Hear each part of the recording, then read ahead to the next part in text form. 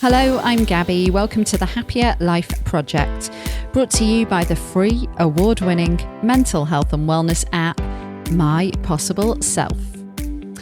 While the world is determined to move on from the acute phase, at least 65 million people are estimated to struggle with long COVID, a debilitating post-infection multi-system condition with common symptoms of extreme fatigue, shortness of breath, and cognitive dysfunction, impairing their ability to perform daily activities for several months or years.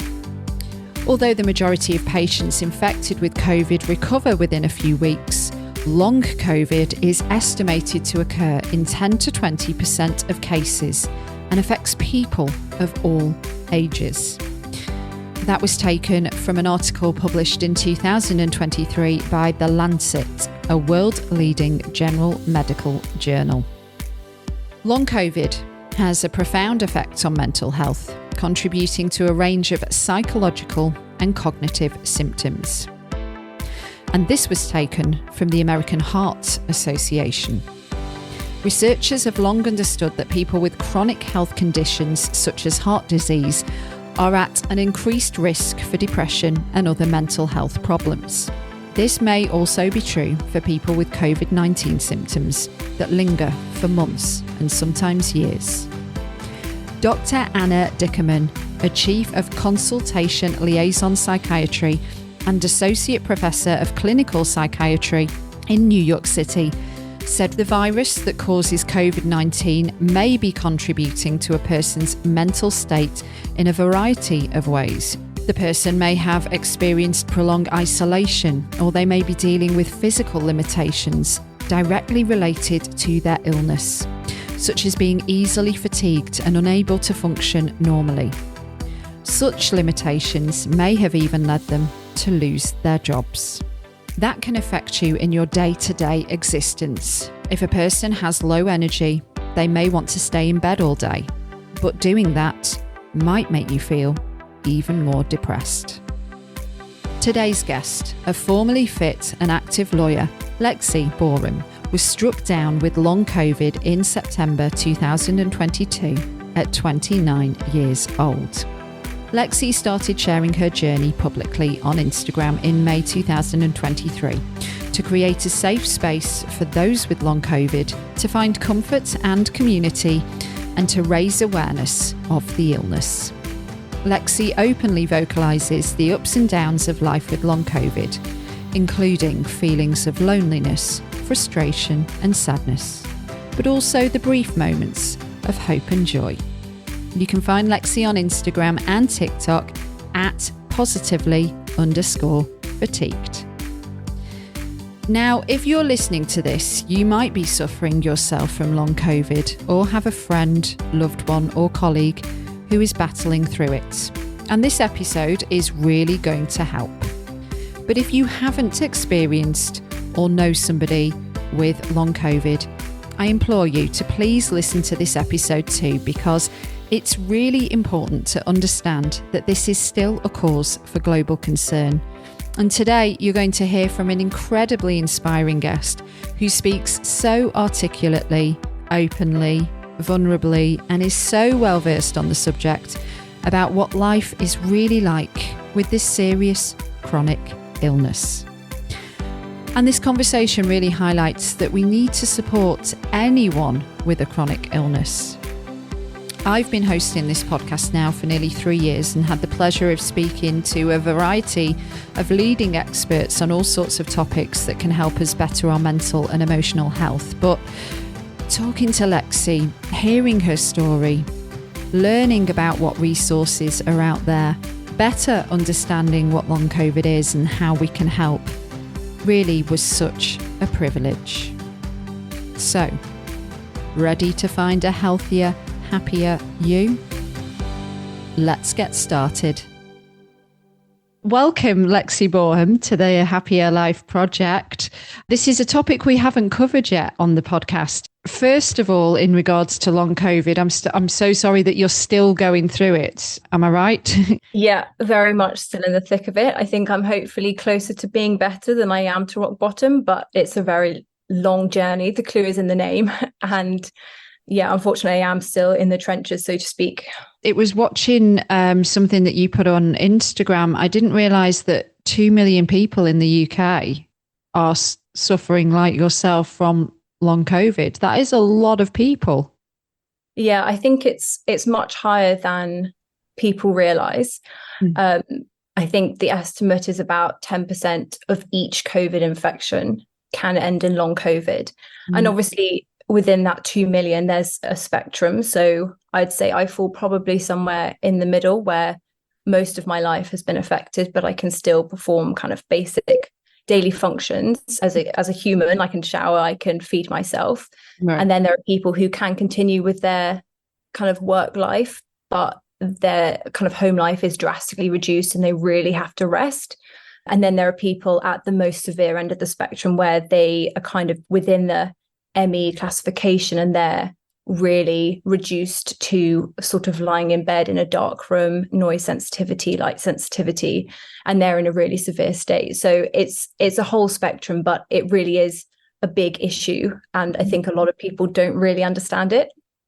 Well, let's help them today. Yeah. Before we really dig into this, can we go to meeting Lexi before you caught COVID? Like, what were you like as a person?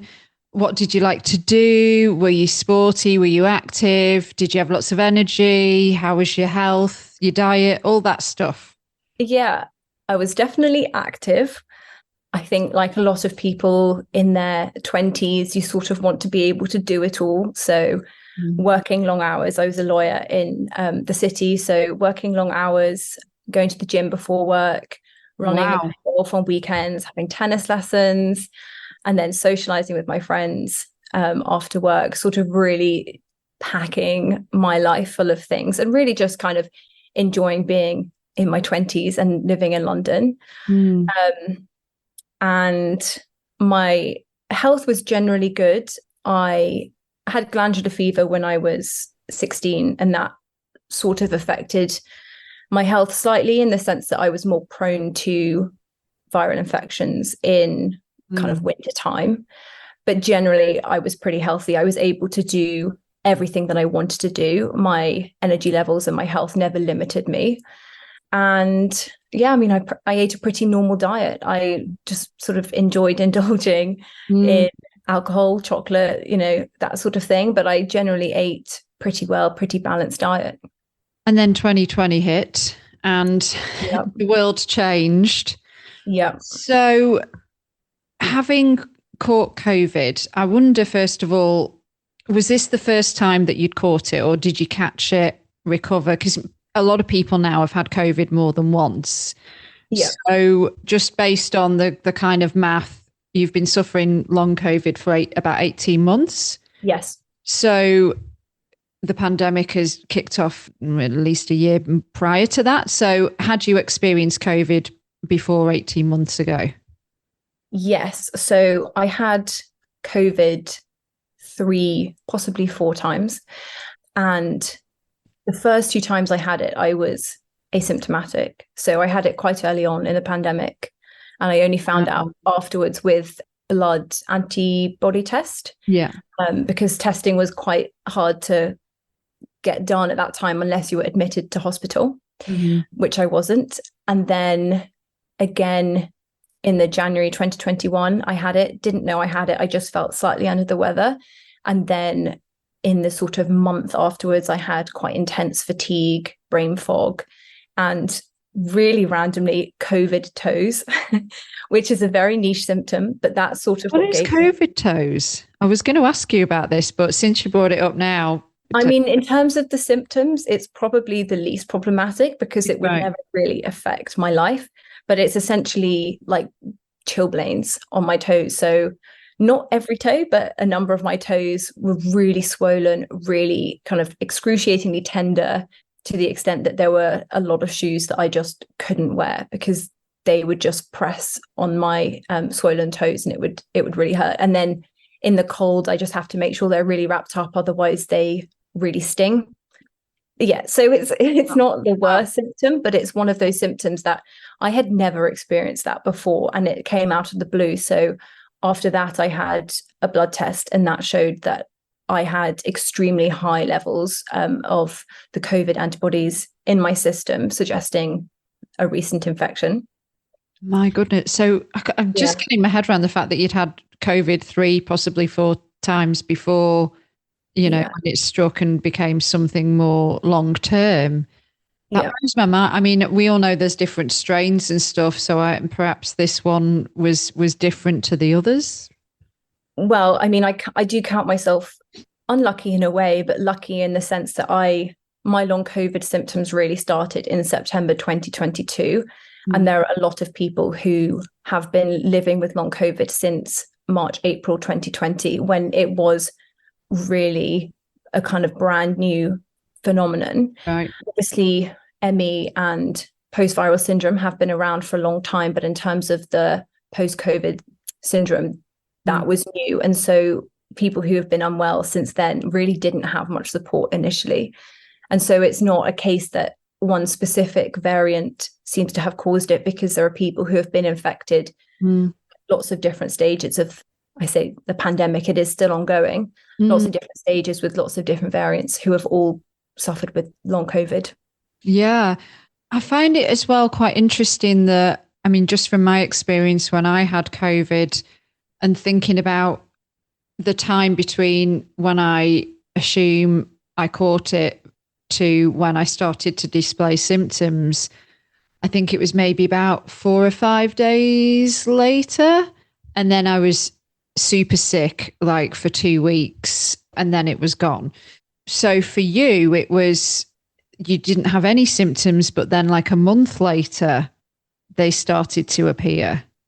So it was the second time I had COVID where I had almost like a mini long COVID. So I had the fatigue and the COVID toes, but actually that then subsided. I don't know whether it's because I mean, I was working really, really long hours at that time. So I don't know whether it was just the adrenaline that got me through. And so that meant that the symptoms sort of just, I wasn't paying as much attention to them. But it was actually then I had another COVID infection, and it was about 6 months after that when I then became really unwell. And I don't know what caused it. I don't know whether it was a particularly stressful period at work that then kind of triggered the long COVID in my body, but that's how it happened. And it was almost overnight that the symptoms hit me. Oh, I see. Oh, right. Okay. Wow. We don't need to include this in the pod if you don't want to, because I know there's the huge debate about are you vaccinated or not, but I am curious to know, like, did you take the vaccines? Yeah, I mean, it's controversial because a lot of people say that long COVID is actually just vaccine injured. And there are lots of people who have been vaccine injured. Yeah, which is where they have the symptoms, sort of similar symptoms to long COVID, some of them extremely severe, which are triggered by the vaccine. I am vaccinated. I can't actually remember now if I had the booster or whether I just had the initial 2. But I also know lots of people who obviously have had long COVID since long before the vaccine was invented. And then you also have people who have had post-viral illness and ME long before the vaccine was invented. And so whilst people do suspect that the vaccine is the cause of long COVID symptoms, it's quite clearly not, because there are obviously people who hadn't had the vaccine and who still suffered. Yeah, it's very complex, isn't it? I don't want to go too much down the sort of vaccine route, but it makes me think, does the vaccine help? Does it hinder? But nobody knows, right, at this point. I'm just going to kind of pause for a minute and just share with you. I'm sure you know the stats. It's more for the benefit of our listeners, to be honest. But again, just to sort of reinforce how many people this is affecting. We mentioned about the 2 million people in the UK. From a report that was released just over a month ago, it stated that tens of millions of Americans have had or still suffer from long COVID, and that number will keep on growing. So to be more specific, more than 17% of US adults have reported symptoms of long COVID as of February of this year. That was according to the Household Pulse survey, meaning more than 45 million adult Americans have had or have long COVID. And of these people, more than 20% said that they somewhat agree with the statements. Those with long COVID may just be depressed, and long COVID symptoms are often just the normal aches and pains of life. They're told that their brain fog or other symptoms are not real. So have you experienced this kind of flippant, blasé reaction by any medical professionals or even people in your orbit?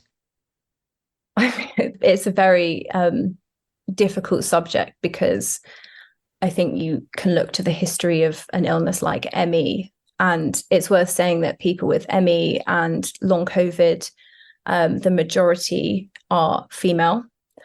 And historically, it's thought that ME and post-viral illnesses were dismissed. I think there's a quote, because it was considered mass hysteria because women, I mean, I don't know what the actual reason was, but I think it's because women are maybe more hysterical or were considered weaker. And therefore it was sort of dismissed as, you're making it up in your head. It's all psychological, which is why conditions that preceded long COVID didn't get the investment, research, treatments, which is why we're now in a situation now where a lot of people, and including medical professionals, have sort of inherited those previous preconceptions about ME and post-viral illnesses and just applied them to long COVID, whereas actually it's becoming quite apparent that that's not the case, and that it is a very real and very challenging illness. And I mean, it's disappointing. A lot of people in the community are really disappointed about what Rishi Sunak said, where he sort of wanted to change sick note culture in the UK and basically wants people to get back to work. And everyone within the community would probably agree that working is something that they want to do and is definitely good for one's health. But actually, just getting people to stay at work isn't going to fix the fact that there is a very real medical issue. And a recent report also suggested that the healthcare costs to the NHS could be as much as £4.2 billion each year if long COVID isn't treated. So it is really a serious issue. Yeah, absolutely. And I did want to, we'll go back to that about the career side and how that long COVID impacts, because that was in my notes too. But just going back to what you said about it affecting more women than men. I did put, this is again stats from the US. Long COVID affects nearly twice as many women as men, with 6.6% of women reporting long COVID compared with 4% of men. This was according to a survey at the start of the year reported by the CDC, which is the Centers for Disease Control and Prevention in the US. So it's like the big establishment. Can you talk about what you've discovered in this, you being female? What have you discovered, or have you discovered why? Do we know why it's affecting more women, and how is it affected? Because I read that it can affect things like your menstrual cycle as well. That can be one of the symptoms. How has it impacted you as a female, I suppose? Like, I'm just trying to get my head again around why women getting... I mean, in terms of the science behind it, I am not sure, and I wouldn't want to spread misinformation. It's probably, I mean, the bodies are so complex, and the way that this illness works is so complex. So realistically, it's probably to do with the fact that females have different hormones, and it's probably the way that those hormones interact with all of the different body systems. Certainly, periods have been quite a big thing with long COVID. And I don't know if you recall, but after the vaccines were introduced, lots of people reported heavier than usual periods initially after the vaccine. And with long COVID, I know that a lot of people have excruciating periods and a real flare in their symptoms. So the fatigue, the brain fog, aches, headaches during their kind of time of the month. And so that's just an additional layer that women have to deal with on top of already having long COVID. It's then they have a guaranteed flare every 4 weeks. Well, let's backtrack a little bit to defining what exactly is long COVID. There's so many symptoms, isn't there? I mean, the list was just quite incredible. And I could read out the official stuff from the World Health Organization, but I prefer to actually hear it, Lexi, in your words, as somebody that's going through it. Yeah, it really is quite mind-blowing how many different symptoms exist. And some people have almost all of them, and some people just have a few. And like I said, I'm probably somewhere in the middle.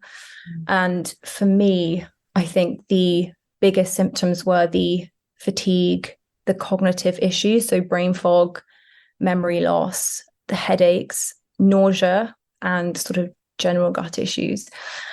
And then I've also had issues with heart palpitations and what's called POTS, which is where your heart rate increases dramatically on standing, and then also breathing issues. And so it's really, it's sort of everything. And I think one of the difficulties that comes with people understanding what long COVID is and why it's so severe is the use of the word fatigue. And I think a lot of people would equate fatigue to tiredness. And a lot of this is why people say it was just, it's just life. You just get tired in life. But I think the fatigue that people with long COVID talk about is not just feeling tired, it's feeling absolutely flattened. Every muscle in your body aches, and you sort of wake up feeling like you're weighed down by sandbags, and everything's sort of a bit heavy and fuzzy. And it's that feeling, if you've ever had severe flu, where you really just can't get yourself out of bed. Right. And looking at a phone is too much, and someone talking to you can be too much. And all you can do really is just lie in darkness and try to drift in and out of sleep. For me, that was sort of how it was at the beginning when it was really severe for me. And that lasted for maybe a month or so, which is lucky because some people have been stuck like that for over a year or two. Yeah, my cousin. Yeah. It's really very difficult. And I think that's the issue is people hear fatigue and they think tiredness, but really it's so much more than that. And it's not just the fatigue, it's everything else that comes with it as well. And there's also the sort of point that it's normal to be tired in adult life when you're juggling 100 different things. It's not normal to be flattened when you're not actually able to do anything, and you're not exercising, and you're not socializing, and you're not working. It's not normal to be that exhausted. There's obviously something that's very wrong at a cellular level. So I guess on the positive side, you came through that awful first month in zooming in on fatigue specifically. How's your fatigue now? Like, do you still get good days and bad days, or is it quite even? Yeah, so I would say actually most of my other symptoms have reduced now and are much more manageable, and some of them have completely gone, which is amazing. Yeah. But for me, the cognitive issues and the fatigue are the things that are really clinging on. And sometimes I'll have good days or good weeks and I'll feel like I'm sort of just a bit tired, but then a crash might come, or I might get a bit overexcited and do a bit too much. And then I'll be back to that really heavy feeling and just feeling like I can't really do much. And sometimes I'll wake up feeling great. I'll have a shower, I'll make myself breakfast, and then I'll need to lie down and have a sleep because it's too much for my body to handle. Right. So it's very much still there, but I have had some better days. I'm just waiting for the better days to outweigh the bad ones. Glad to hear it coming from the perspective of a mental health and wellness app. When we're talking about mental health and long COVID, another huge topic. Yeah. Sorry, I've got more information to read at you, Lexi. been doing my research. The US Department of Health and Human Services in June issued, so this must have been last year, issued an advisory warning that long COVID can have devastating effects on the mental health of those who experience it, as well as their families, stemming from the illness itself, social isolation, financial insecurity, caregiver burnout, and grief.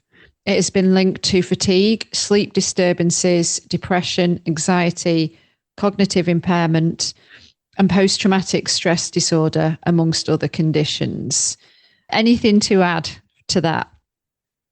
I mean, no, it really is a very difficult illness to deal with mentally, because on the kind of one hand, you have the science behind it, which is that I think there's a study which suggested that, or I should say, which found that circulating serotonin levels are lower in people with long COVID. So there's the kind of chemical aspect of depression and some of the nervous system disruption, which can also cause anxiety. But then you also have the circumstances that people with long COVID are sort of thrust into overnight, where your entire lives are taken away from you. Everything that you once did, that you kind of identified with your sense of self, is taken away from you. Investing in your relationships is almost impossible because you just don't have the energy to talk to your friends, to take on their difficulties, to kind of be there, to be their shoulders cry on. And on top of that, you have the fact that a lot of people don't really believe or understand the condition. And then a lot of people face medical gaslighting as well, which sort of makes you question whether it is all in your head, even though your body is screaming at you that it's quite obviously not. So it's a really turbulent time. Yeah, absolutely. I wonder as well how many people have ended up being, and again, I can speak from personal experience of someone I know, they've been put on a very strong course of antidepressants because of actually the physical symptoms being so deliberating of long COVID, from them being young like yourself, similar age. This is a guy going from being very active, I'd say pretty healthy, and then it really took him down, and he's still battling with it. And luckily got signed off from work for many, many months, and then because he was doing quite a physical job, they've now moved him into doing something more administrative, which again has its own mental health ramifications if you're used to being active. It's just really challenging, isn't it? What did you find helped you?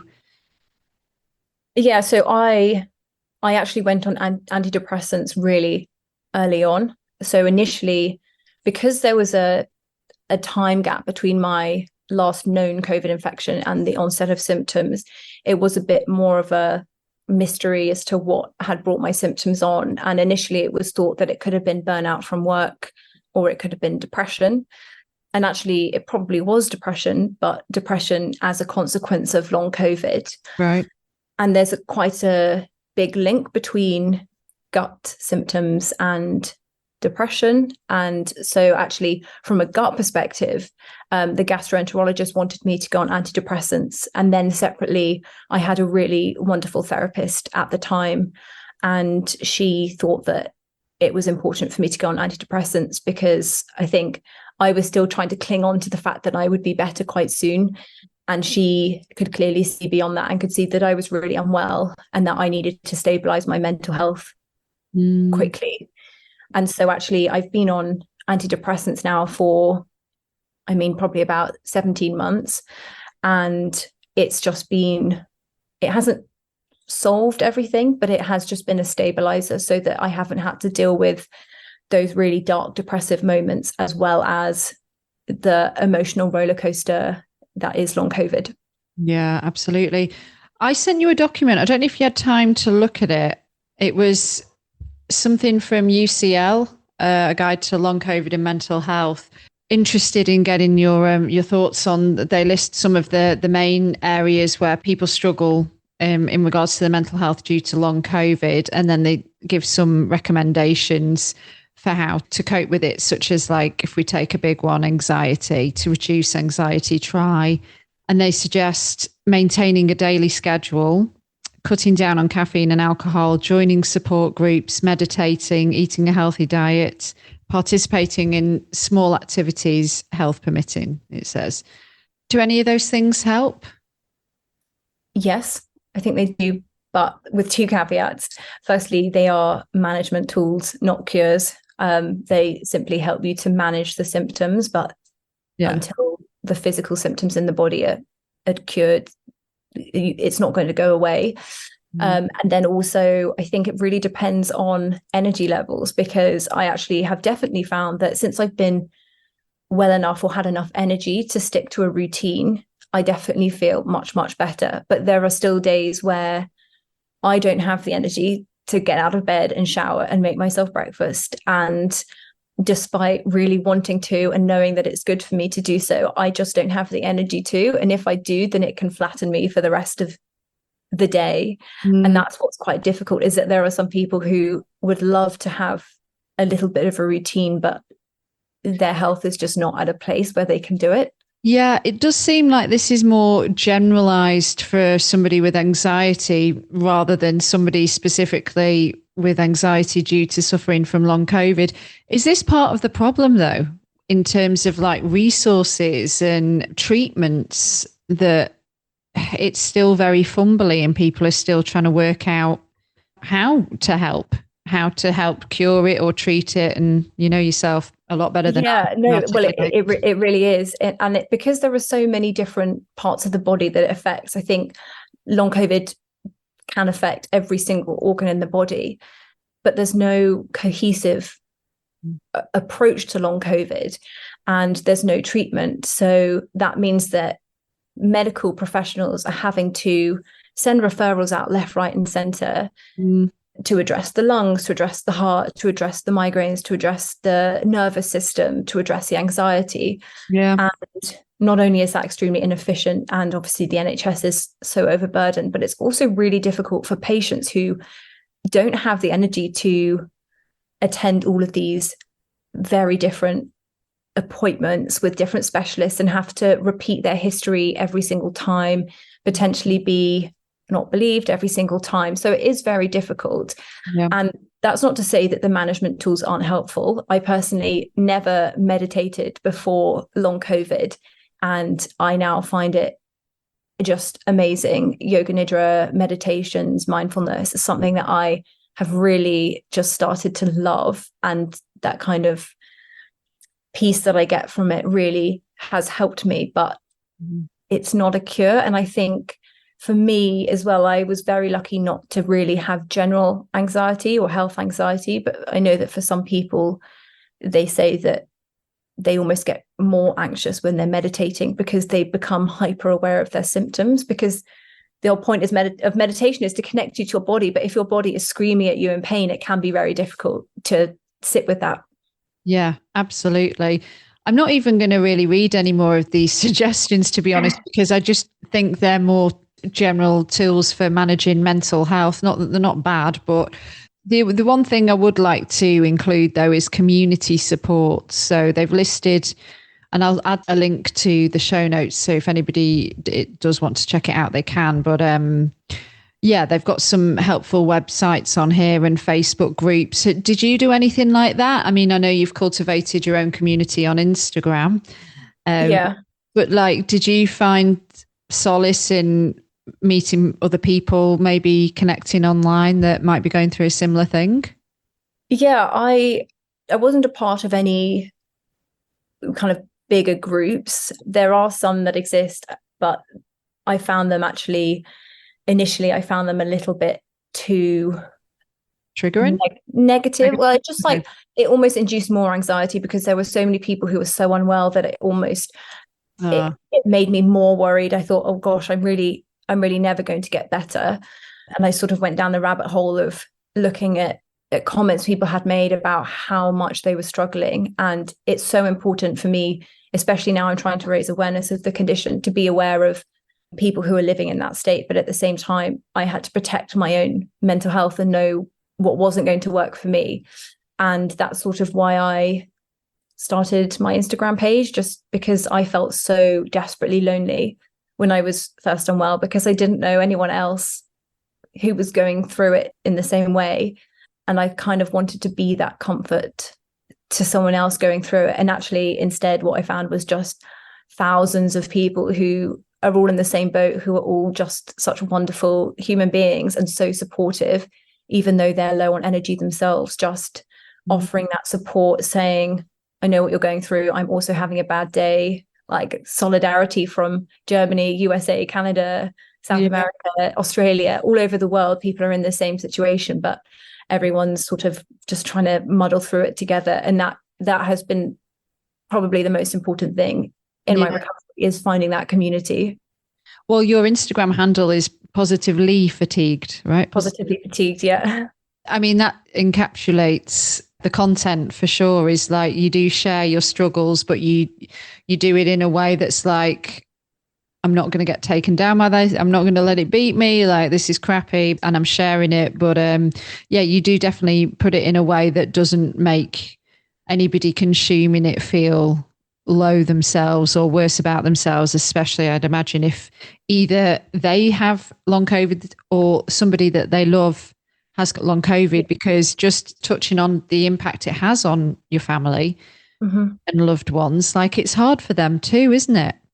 Yeah, it's really difficult. And I know that my parents have struggled to watch me go from extremely outgoing to being extremely dependent on them. I don't think my mum thought she would still be driving round to my house to drop off groceries when I was 30, but she does that, and she does that because she cares a lot about me. My mum still does that for both of my brothers in their 30s, so don't worry about it. And they haven't got long COVID. They're just useless. That does make me feel better. Yeah. Oh, good. And I think, it's difficult on relationships, friendships, and on my relationship with my boyfriend. I mean, he's been an absolute rock, but I know it's not easy on him, having to absorb, come home from work. You want your home to be a relaxing place. And sometimes he comes home from work and I just burst into tears if I've had a bad day. And it's difficult for him to be dealing with all of that stress. So it's hard. And I think it's really difficult to not really understand what someone's going through.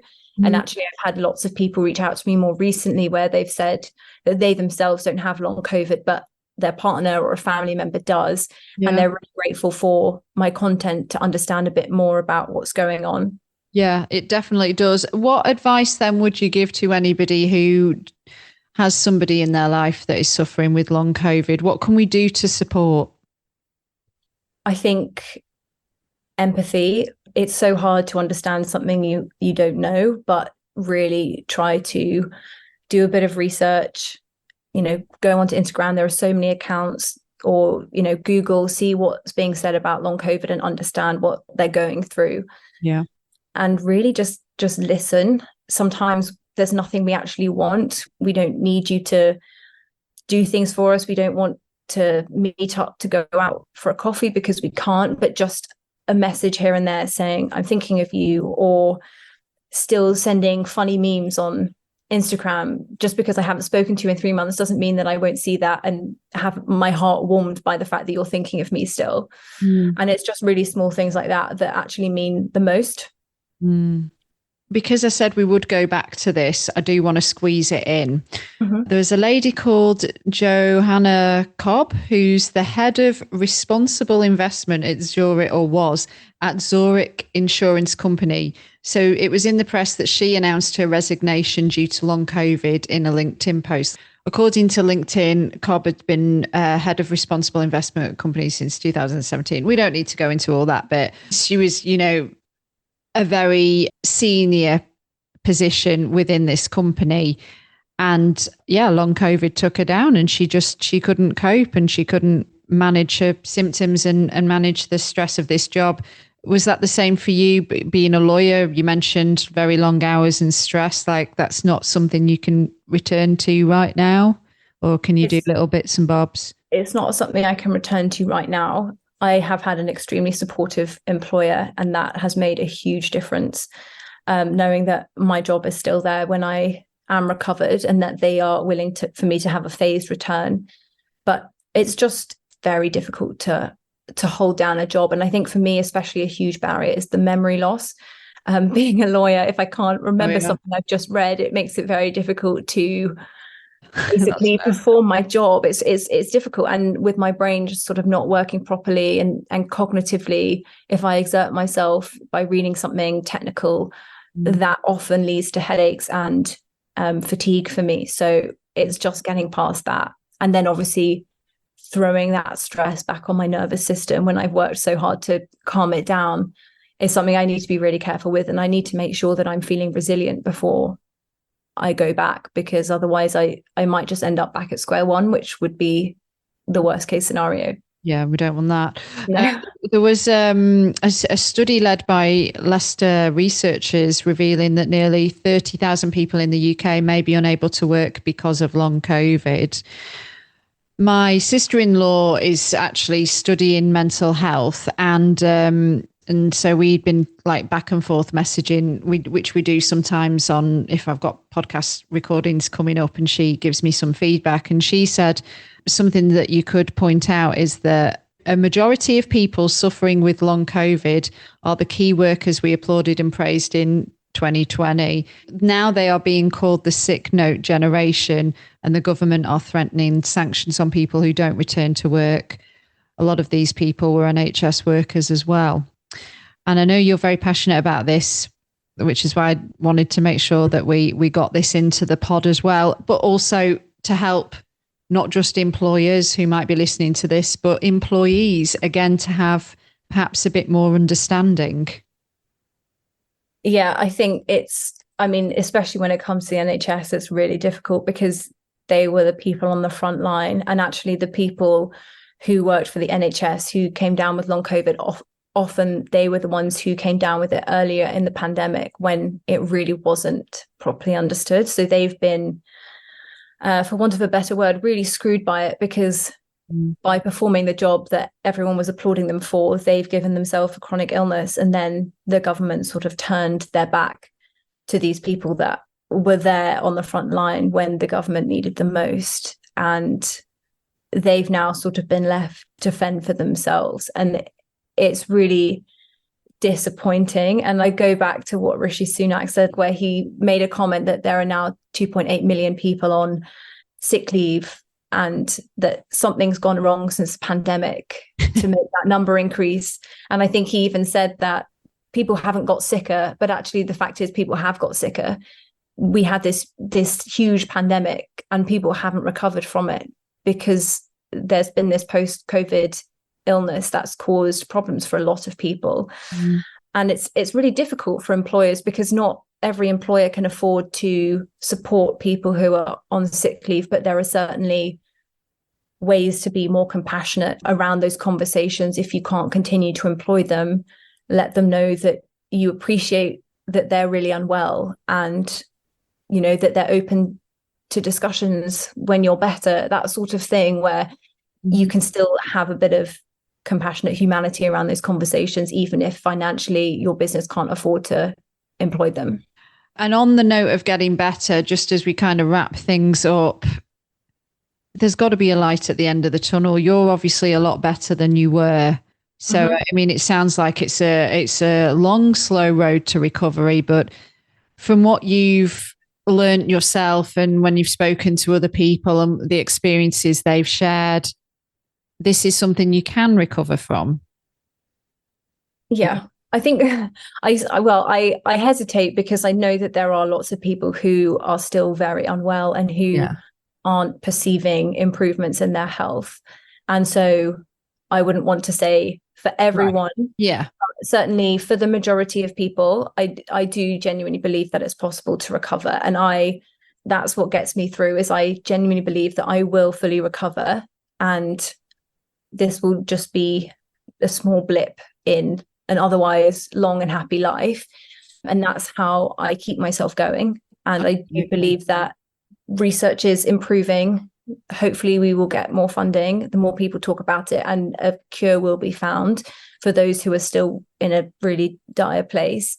Well, that was going to be my follow-up question, was do you know what the latest is on finding possible treatments to help at least better manage these symptoms?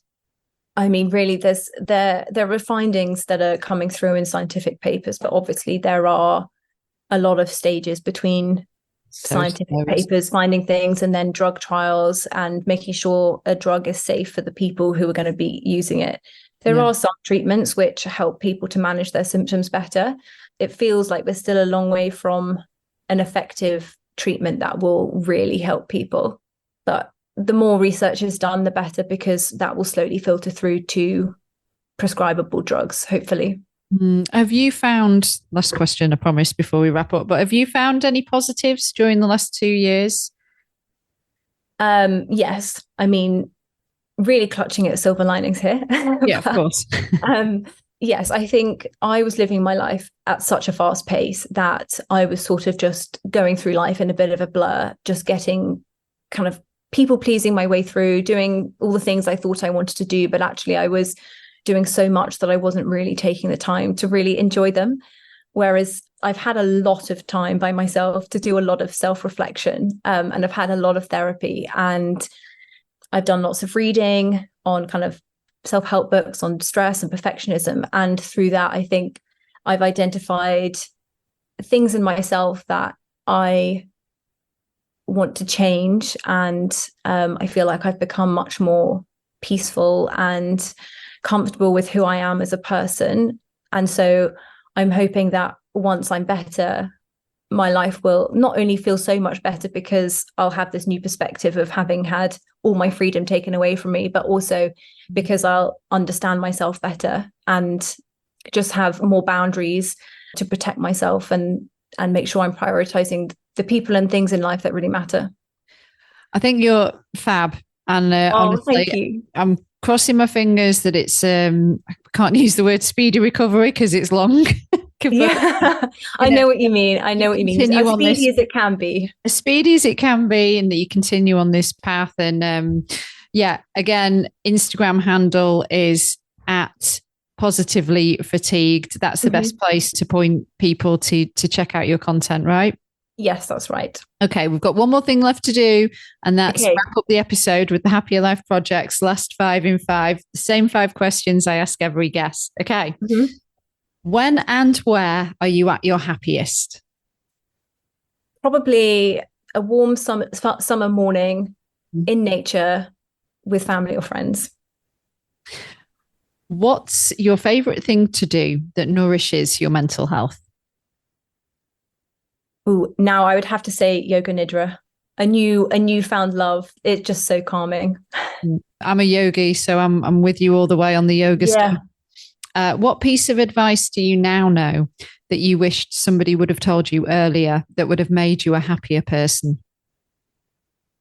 Live for yourself and not for others. Just stay true to who you are. That is gold. Profound. Sorry, I'm not. I find it really hard to not interject when I'm asking these. So that's okay. What is the most important one thing that needs to change to make the world a happier place? I think everyone needs a little more empathy, to think outside your own personal experience and show some love and kindness, because the love and kindness you put out, you also feel, and it just comes back around. So yeah, just a bit more empathy. Final question. What is a simple, actionable step we can take when it comes to understanding long COVID and either helping ourselves or helping our loved ones get through it that will help us on our journey to building a happier life? I think, well, we already touched on this, but community. Find your people. If you've got long COVID, then find the people who you resonate with, who are similar to you, who have a similar story. Find them, share your experiences. And if it's a family member, then the same thing goes, really. Find people online who remind you of your family member or friend, and follow them, see what they have to say. Understand that it's not just that one person going through it and they're really struggling. So there are people putting content out online, more than just myself, at all ends of the spectrum, who can, share their stories and experiences to try and put words to other people's stories. Yeah. Amazing stuff. And again, it's at positively_fatigued on Instagram to check out more of your stuff, Lexi. And you've got in your stories bit, haven't you? You've got a resources Resources. Maybe that could be a good place to start. And again, in the show notes, we'll put the link to where you can download this PDF, where I would skip to the page where it shares all the community groups for long COVID sufferers, because I think that would be quite helpful. Yeah, amazing. Thank you so much for today. I super appreciate it. No, thank you so much for having me and for covering this topic, because it's so important, and it's good for people to know that there are lots of us out here.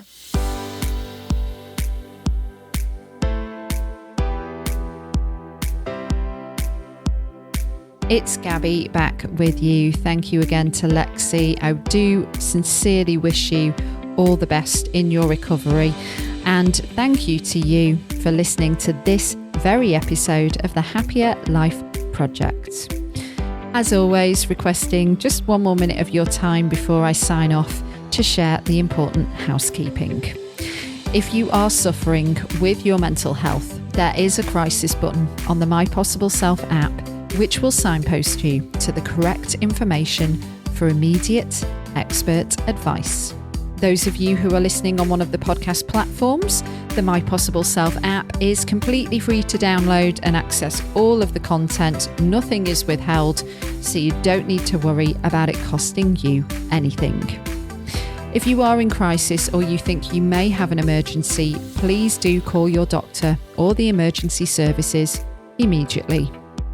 The views expressed in this podcast are solely those of the interviewer, which is me, and the interviewees. The content of this podcast is for informational and educational purposes only and should not be considered as a substitute for professional or medical advice. Our partners at the Priory Healthcare are not involved in the production or content of this podcast. And if you are listening to this on one of the podcast platforms and you haven't subscribed or left a review, please do. It'll just take a couple of minutes of your time, and it really does help us to expand our reach and help more people. And to find and follow us on social media, we are most active on Instagram at MyPossibleSelf, and I've been at Radio Gabby. Do take care, and I'll see you on the next one. Bye for now.